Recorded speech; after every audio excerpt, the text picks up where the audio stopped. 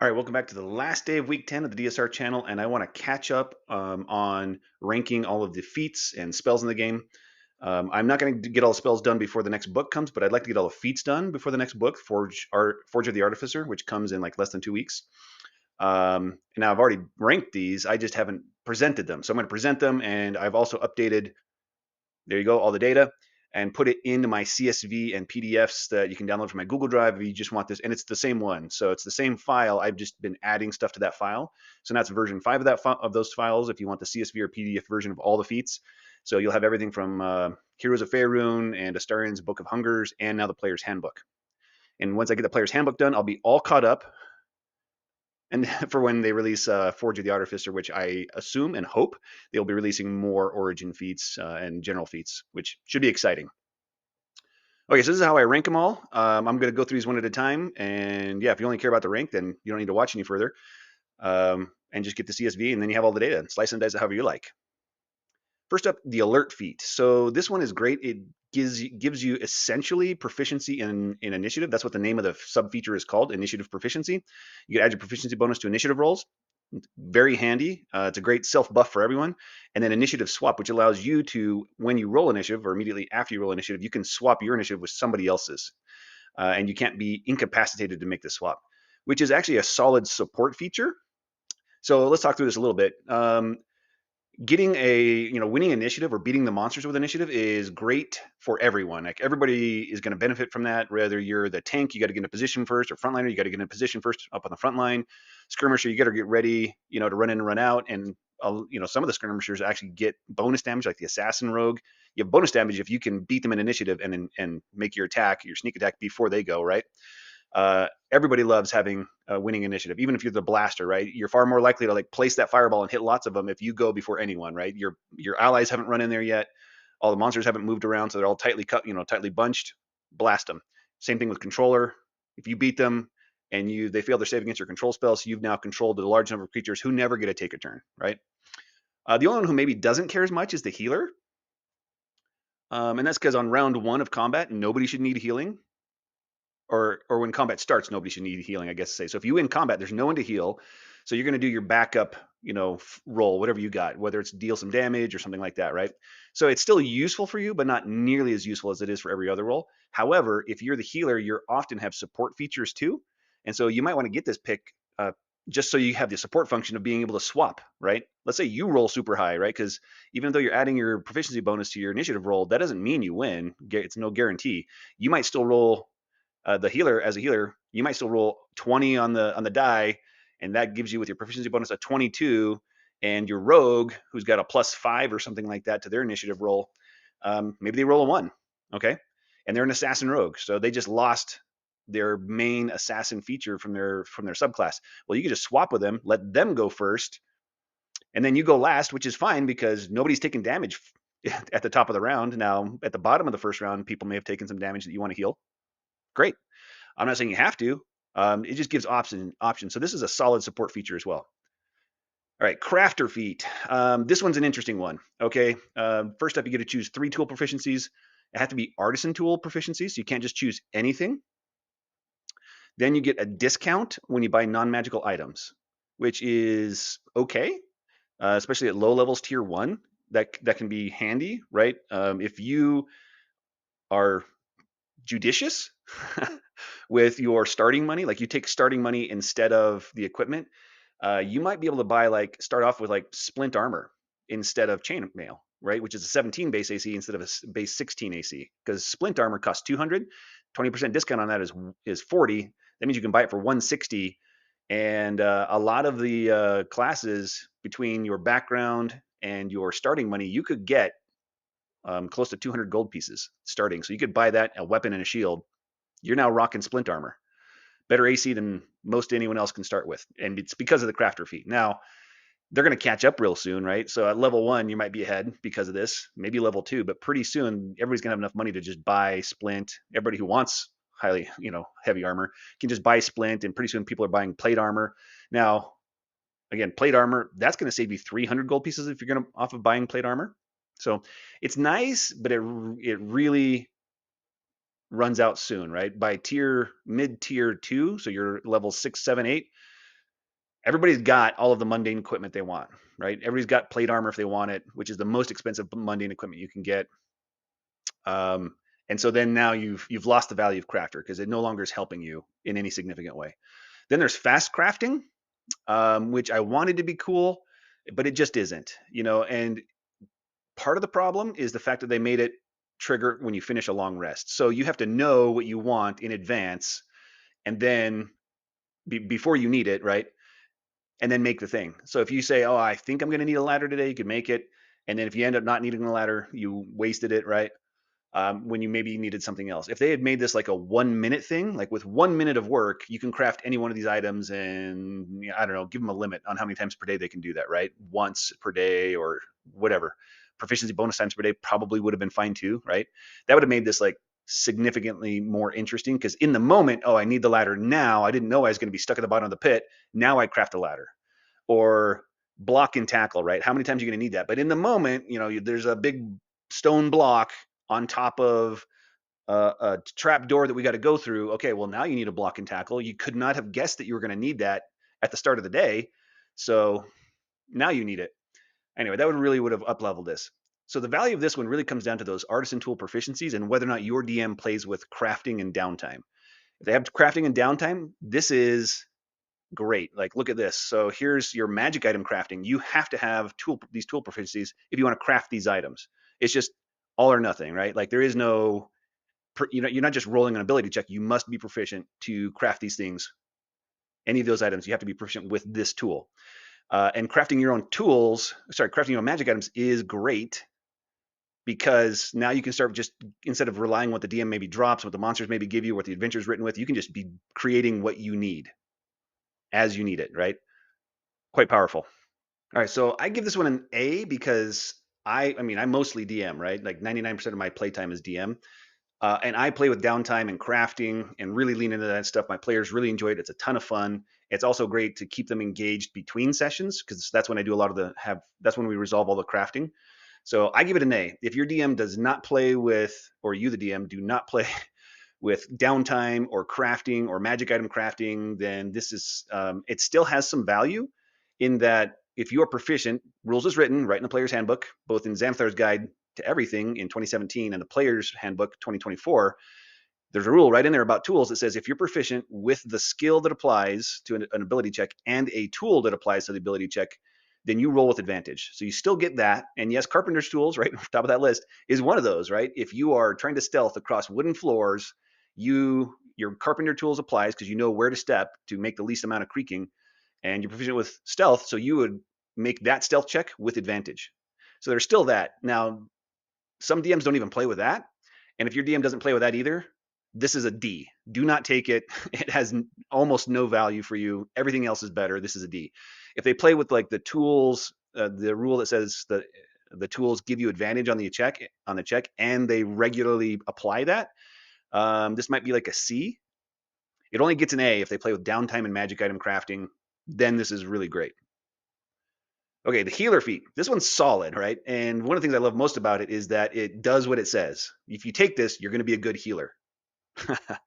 So you get Battle Medic, which allows you to expend uses of your healer's kit. They have 10 charges. Unfortunately, D&D Beyond, they don't like put charges on the item. You have to track it separately in the notes.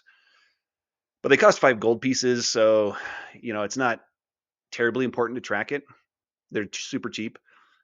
Just have your players rebuy them every time they go back to town or something like that, and that's probably close enough and saves paperwork, okay? All right, so you can expend a use of the healer's kit on a creature within 5 feet of you to take the utilize action, and then they can expend one of their hit dice. You roll it, add your proficiency bonus, and they heal that much, which is pretty solid. Most characters have like a 14 constitution. That's the most common. And your proficiency bonus starts at +2, which would be the same as the bonus you get from a constitution modifier if they were to like use their hit die during a short rest. So you're starting off equal to what they would have gotten anyway. And as you level up, your proficiency bonus is very likely to increase faster than their constitution modifier. Almost guaranteed. Like most of the time, your proficiency bonus is going to increase faster than their constitution modifier. So this is now a net improvement on the healing they get from spending those hit dice. Solid. This is great. It also gives you healing rerolls, so it only applies to Battle Medic from this feature and any healing spells you cast. It doesn't apply to any other type of healing that you're doing. But this is great. That alone is a solid thing. So if you're like the healer and you've got like a lot of, your healing word, you've got cure wounds, you got all those kind of healing abilities, healing spells, this helps those, which is great. You've also got the backup of Battle Medic to heal without expending a spell slot, which is really important in low levels and is still valuable even at high levels. Because between combat, you can just burn through everybody's hit dice that they haven't expended, heal everybody without taking a short rest, and you can do this with one action. So basically, every 6 seconds, you could spend one of those. So in like a couple of minutes, you spend everybody's hit dice, heal everyone up between combats without taking a short rest, which is great if you're not in a place where you can take a short rest, or uh, you just don't have the time for a short rest, or somebody's got a buff running, like they've got Spirit Guardians running that's only 10 minutes, and if you take a short rest, that's going to run out, right? So in less than a minute, you heal everybody, and you're right back to adventuring, running to the next room, fighting more monsters, and maybe getting another fight out of that Spirit Guardians. So I give this one an A. This is a solid healer role feat, and even great for people who aren't going to be full-time healers or don't want to be aren't planning to be the primary healer. Now, the value of this one drops off really fast if more than one person has it, right? Like it's really valuable for one person in the party to have it, and it's almost a D. Like I definitely wouldn't take this if you know somebody else in your party already has it. It's just not worth it. I mean, it still has some value because now there's two of you in combat who can be doing this to heal, but the between combat thing, there's no value there because it's just as good, right? One person can do this for everybody. It doesn't matter when the action economy doesn't matter. Um, that being said, like the thief rogue, right? They could be using battle medic to heal people as a bonus action on their turns. So the thief, this actually turns a thief rogue into this really great battle medic because then they can still do their action, whatever they're going to do, attack and sneak attack probably, and then battle and then bonus action heal somebody. It's a pretty sweet combo. Lucky feat. You get luck points. You get a number of them equal to your proficiency bonus, and you regain all of them when you finish a long rest. Advantage. Whenever you roll a d20 for a d20 test, you can expend one luck point to give you advantage on the roll. Now, note you have to declare this first. You can't. It's not a reroll like it used to be. You can't wait to see what the roll is and then declare a luck point because advantage doesn't work that way. Advantage is you roll twice and choose the better. It's not re-roll and then choose the better. Okay. And then the disadvantage, I think people often forget this one, which is you can cause a creature who's attacking you to have disadvantage on their attack roll. Again, you have to declare it before they roll the attack. It's not a re-roll. And this one is interesting. It's worth taking a minute, less than a minute, hopefully, to explain some of the methodology of how I'm ranking these. I give this one a solid A, and it is an A as a self buff. And with my methodology, yes, I could have put A in every single one of these categories, which would actually make it, I think, less useful and a little more confusing. So the way I've been doing these is if I can slot it in to a single category, I do, right? I try to put it into the fewest number of categories possible to make it as clear as possible. And you've got your 10 rolls, and anything that's a self buff can, when I put it there, I'm generally saying it's equally applicable to every one of the 10 rolls, which is what this is, right? D20 test, whether it's a saving throw, an attack roll, an ability check, this helps with being a scout, with being the face, it helps equally everybody. This is a solid A for everything, and I put it in the self buff category because it only helps you, but it helps you with anything you're trying to do. Magic Initiate. Okay, you get 2 cantrips to start from. You can only choose from the Cleric, Druid, or Wizard spell list. For both the cantrips and the first level spell, you choose Intelligence, Wisdom, or Charisma for your spellcasting ability. You get 1 first level spell. You can cast it once for free, and you get the ability to cast it again when you finish a long rest. Okay, and whenever you gain a level, you can replace one of these spells with a different one from the same spell list. So you can replace one of the cantrips, or you can replace the first level spell, which is fantastic. And this one is repeatable, but every time you take it, you have to choose a different spell list. So if you've already got Magic Initiate Wizard, and then you take this again, then you've got to take Cleric or Druid.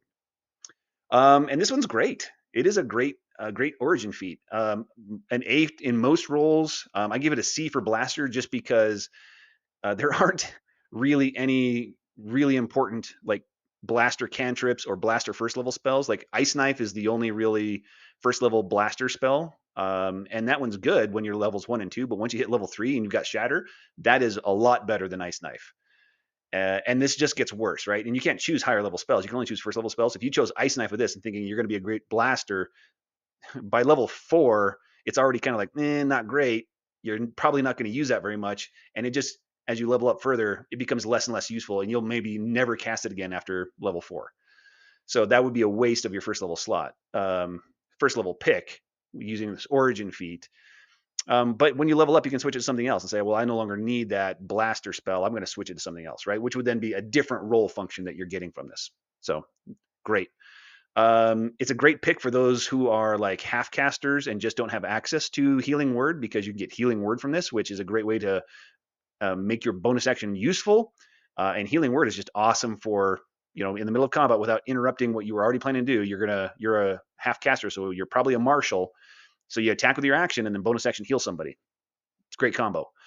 Scout and Face is slightly less useful for them. The best thing you can do with this feat for those roles is take the Guidance cantrip for either from the Cleric or Druid spell list, which is useful for both being a Scout and a Face, but it has kind of limited usage, especially since Guidance has the verbal component. And if you're trying to be a Scout, you're probably stealthing. And if you cast a spell with a verbal component, you just broke your stealth, broke your hidden condition. Well, it's not even a condition, your hidden state, I guess is the way to call it. So a little bit less useful there. Face, you could get Charm Person. Unfortunately, the way that they've designed the rules for Charm Person is just punishing. It's hard to use it in a social situation without causing combat. Um, I would definitely, if that's what you're trying to do, I would definitely look at and ask your DM to use the rules that I suggested in my video on making spellcasting awesome, which would allow you to make a performance check or a sleight of hand check or a deception check to try to hide your spellcasting in a social encounter so that they don't realize you're casting a spell. They'll still see you, they'll perceive what you're doing, they just won't think it's spell casting. Hopefully your DM's open to that if you want to really lean into the face roll. Anyway, this is a great pick. Applicable to every role. Is it the best thing in every role that you might want to take? It depends on your build, but this is not a bad way to go for every role. Musician feat. All right, you gain proficiency with 3 musical instruments. Depends on your DM on whether that has any value.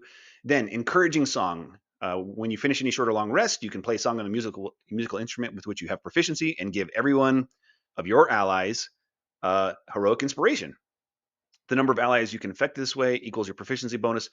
And note that it says you can only give heroic inspiration to your allies, so you can't include yourself. Maybe your DM will allow that, but typically allies means not you, but your allies. And you might be shocked that I ranked this a B. I know a lot of people think this is the best origin feat in the whole game. And it really depends on how your DM handles heroic inspiration. Like the default rules for heroic inspiration is a method for the DM to reward players for great role play. And I do that. And so I hand out role play or heroic inspiration for role play all the time, even in the middle of combat. If somebody describes something awesome or has their character say something really cool in the middle of combat, like I regularly reward heroic inspiration in the middle of combat and out of combat. And because of that, the value of this is just lower because a lot of times they already have heroic inspiration and they just don't need it. Getting it after a short or long rest just doesn't mean as much. And so I'd still give it a B. I still think this is good. Don't get me wrong. I'm not saying this isn't good. It's just less valuable because I just follow the recommendation of handing it out for roleplay, which is what the Dungeon Master's Guide says you should do. Now, if your DM never hands out heroic inspiration for roleplay, then this is probably an A in all these categories. Okay. And if your DM hands it out even more liberally than I do, right? Like every round, everybody's getting heroic inspiration, then this is probably a D. You should definitely not take this if everybody constantly has heroic inspiration. So it depends on your DM and their style. And if they never give you heroic inspiration for role play, maybe ask them about it and say, look, you are supposed to hand this out.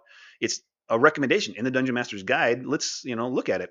And the reason for that, why I would recommend even talking to your DM and suggesting that they try that is not because of the mechanical power you get from this, although I'm sure that's a motivation for a lot of people.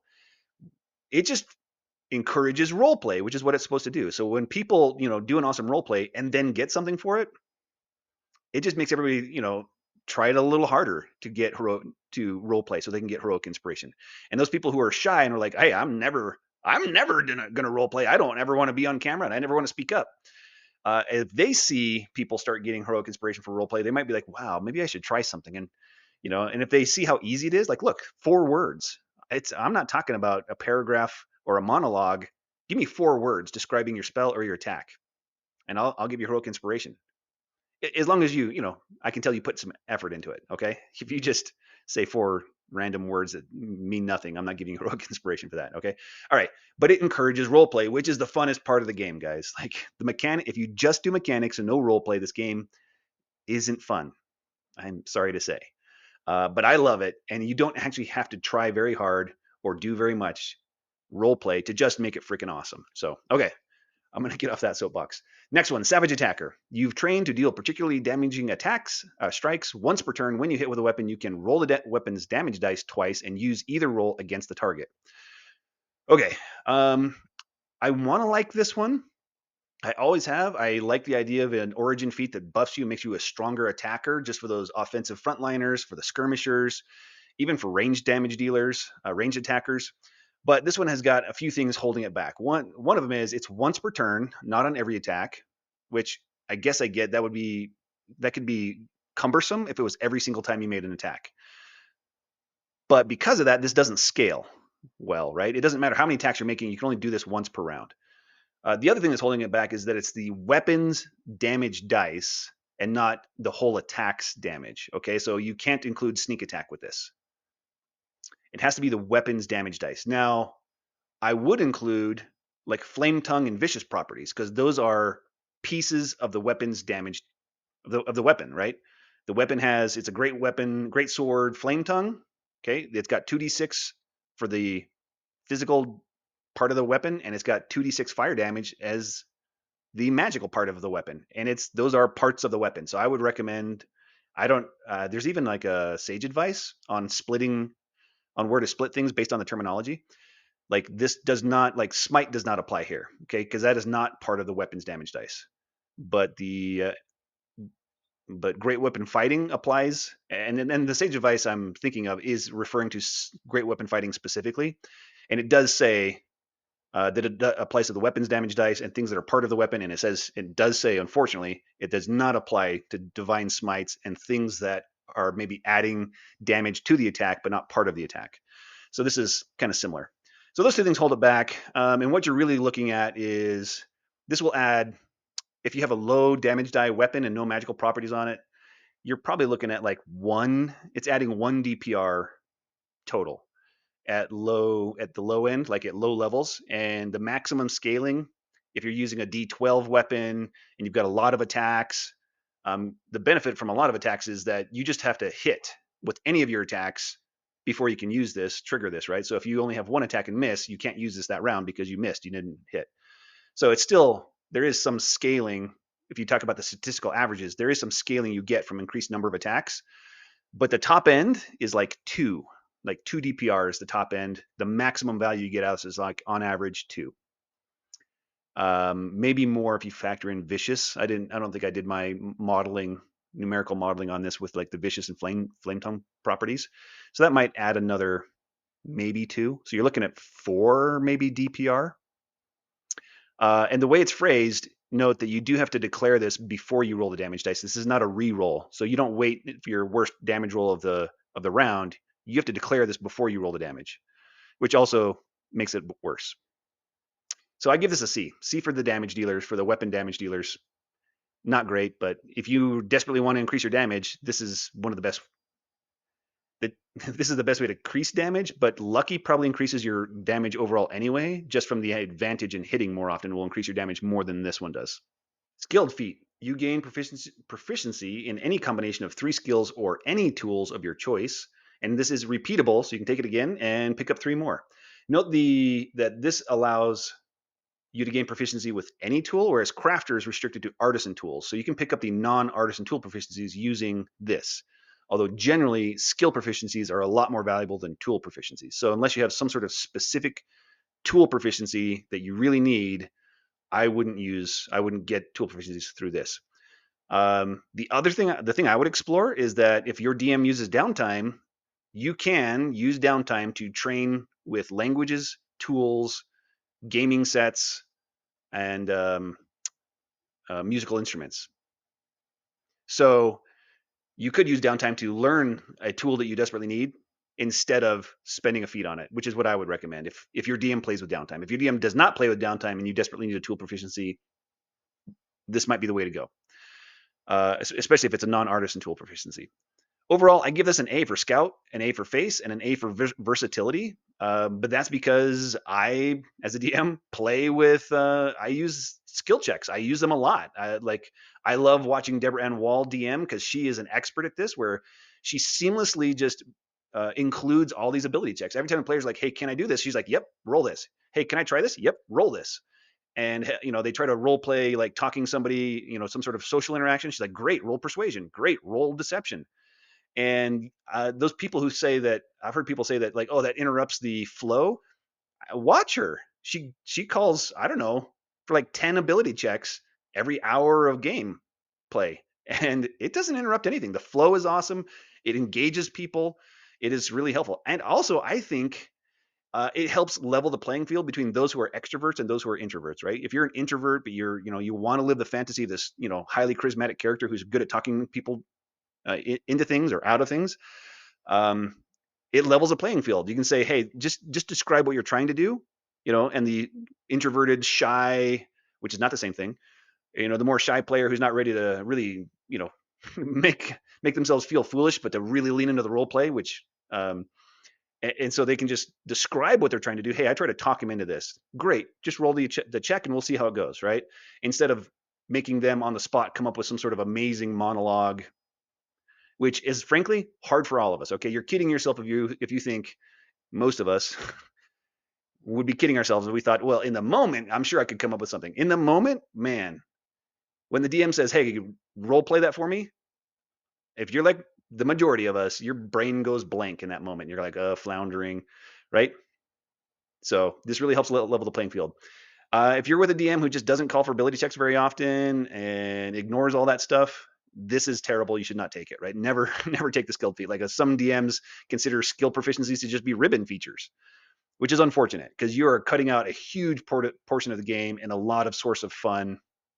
Not to mention leveling the playing field versus for the shy versus the more experienced role players who are more outspoken and more comfortable with it.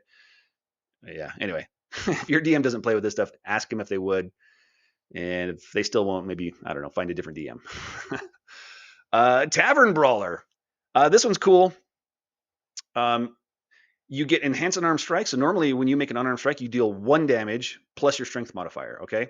And if your strength modifier is negative, then you do 0 damage. All right, so this makes it 1d4 plus your strength modifier, which is a nice bump, but not great still. You get to do re-rolls, damage re-rolls when you make unarmed strikes. So if you roll a 1, you can re-roll that, and that applies to anybody dealing unarmed strike damage. You can fight with improvised weapons. You're now proficient with every improvised weapon, as well as using regular weapons in improvised ways, which I would include something like you have a longbow and somebody closes into melee range with you, and you don't have sharpshooter, and now you're stuck with like, do I just attack it with a disadvantage? You could be like Legolas and start swinging the longbow itself at your enemies and hitting them with it like a club, and that's an improvised use of your longbow and should totally work. And yeah, I would give maybe a 1d4, basically treat it like it has the stats of a club, 1d4 damage and it's bludgeoning to just smack somebody with your longbow. And that's also applies to like throwing weapons that don't have the thrown property. So if somebody's got a great axe and they want to throw it at an enemy, cool roleplay moments. And so I would allow that for sure, and just saying, yeah, it's now considered improvised. So you no longer have proficiency unless you have this. If you have this, I'd let you throw a great axe with your proficiency bonus. You spent a feat to get that ability to do so, and also you're throwing away your like primary melee weapon for the sake of role play or something like that. Not only would I let you do it, I'd probably give you heroic inspiration, and that's what I did when when I had a player do that in the middle of a game. They were at the boss fight and they're like, I can't reach him. I'm going to throw my great axe. I was like, that's your magic great axe. You really want to throw that away? And they're like, yep, I think it's just what my character would do, my barbarian. I was like, heck yeah. And you get heroic inspiration for that. Okay, finally, push. When you hit with an unarmed strike, you can both push 5 feet and still deal the damage. Now, you can only do that once per turn when you hit. Yeah, I just want to make sure I wasn't forgetting that piece. You can only do that push plus damage once per turn, not on every hit, but that's still pretty useful and can be very valuable if you are a skirmisher, right? Because now you no longer have to spend a bonus action to disengage. If you hit and push them back 5 feet, they're now out of melee with you, and you can just walk away without provoking opportunity attacks. So I give this a B as a tank, B as a frontliner skirmisher. Really, it comes down to primarily, are you going to be an unarmed striker, right? Are you a boxer? Are you a monk? Although the thing that always kind of bothers me about this is the monk has a better damage dice for their unarmed strikes anyway. A fighter or anybody who wants to be real good at boxing, they could have a better damage die by taking the unarmed fighting style, which gives them a higher damage die than this. But you still kind of also want this for the damage rerolls plus the push. And that always, I don't know, for me, and I think a lot of players, it just feels bad that when you're like not getting one of the benefits from a feat that you've chosen, and feats are expensive, right? So that always bums me out a little. Tough feat. Your hit point maximum increases by an amount equal to twice your character level when you gain this feat. Whenever you gain a character level thereafter, your hit point maximum increases by an additional 2 hit points. This one's solid. And I give it an A for survival. It's equally applicable to everyone. Everyone, likes to have hit points. Everyone is bummed when they have 0 hit points, right? That's equally bad for everybody. So good for everybody across the board for your survivability. It just depends on whether or not you, for this character build, need more survivability or need more something else, right? And just because it's hit points doesn't mean it's an automatic take for a tank, right? Even tanks need to diversify. And you reach a point, you should really be evaluating, do I have enough survivability for my build? Do I have enough of my primary role functions for my build? And if so, the answer is yes to those, then you should start diversifying to other roles so that your character has value they can be adding in more situations, which translates to you are having more fun in more situations. Nothing's more fun than being like, well, I have no social skills on my character, so during every social encounter, I just sit quietly, right? Not fun, or at least you're not having fun during that whole time. I don't know, maybe you're having some fun observing everybody else, but you're having less fun than you could be if you were interacting and engaging, right? So this is solid pick, good for everybody. And I want to note that there is value. There's additional value in having really simple and easy to use features on your character sheet, right? There is a point for every one of us where the complexity of your character exceeds your ability to keep up with it. Some of us are more experienced. Maybe that doesn't happen until you're like level 10 or 15 or something like that. But for those who are newer, maybe it's level 1, 2, 3, right? They're getting used to the game. So at some point, all of us start to struggle with the complexity of a character sheet. And there is value in just having a feat like this that you never have to think about again, right? Because it just adds to your hit point score. You don't have to remember this feat does anything. You don't have to remember to use it. It's just always on, always available, always happening.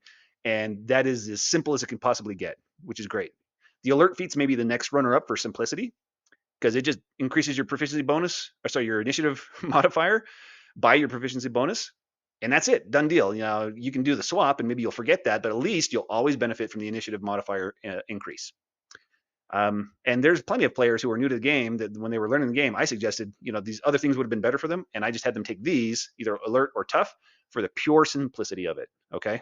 So always keep that in mind. That has its own certain value that you have to decide for yourself if you need that or not.